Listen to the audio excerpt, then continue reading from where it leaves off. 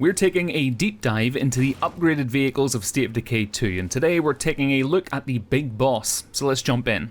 Hey everybody, Sam here, also known as Mr. Stainless, and if you're new to the channel, why not hit the subscribe button? I upload new State of Decay videos every week, and it's a great way to stay informed. So today we're continuing our series diving deep into how the upgraded vehicles work in State of Decay 2 in an effort to find out which ones are the best. And today we're focusing on the massive big boss, the ready for anything Apocalypse Now vehicle of the game.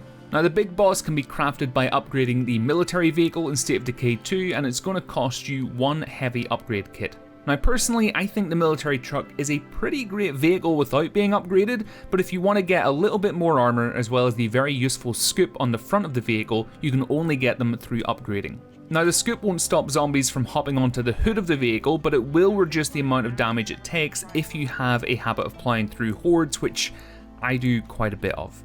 As for trunk space, the big boss has 6 storage slots, which is pretty average with other vehicles that we have in the game. So let's talk about speed. For this test I've set up a stretch of road in Drucker County that all of the vehicles in the series drive along.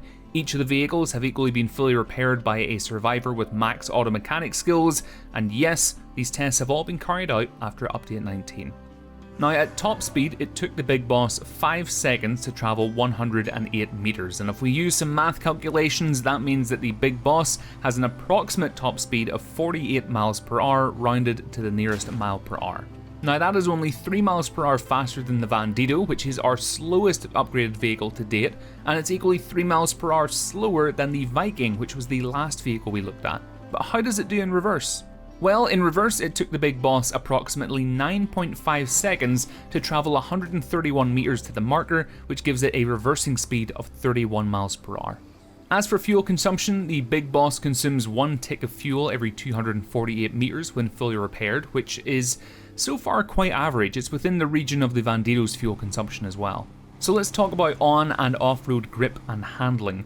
So off-road, the big boss handles really well. It takes turns and corners off-road pretty easily. The only big drawback is its lack of grip off-road. So a lot of the drifts and major spin-outs you'll see me do here in the footage was actually done without the use of the brakes at all.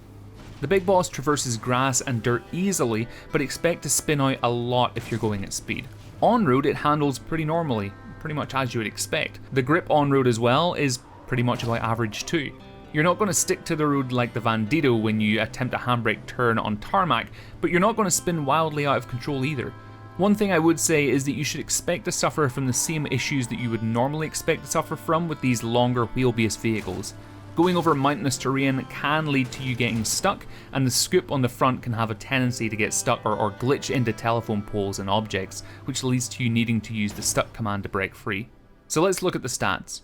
The big boss has a top average speed of 48 miles per hour, a reversing speed of 31 miles per hour, it has 6 slots of vehicle storage, it has great on-road handling and average on-road grip, with good off-road handling and poor off-road grip. It consumes 1 tick of fuel every 248 meters and takes 2.3 jerry cans to fill the tank. So is it a good vehicle? Yes, but in specific circumstances. The big boss is not the vehicle you're going to take out on scavenging runs, but it is the kind of vehicle you want to have with you when the shit hits the fan. It's armoured, it's tough, and the front scoop really adds a lot of value to the vehicle. If you're going out on a plague heart or infestation run and you want to run over as many undead as you can, the big boss is a great vehicle to do that in. One of its biggest selling points though, is that it's just cool. But why not let me know what you think of the big boss down in the comments below or on my Discord. There's a link to it down in the video description. I'll have another vehicle showcase for you soon, but until then, have a great week, and I'll speak to you all soon.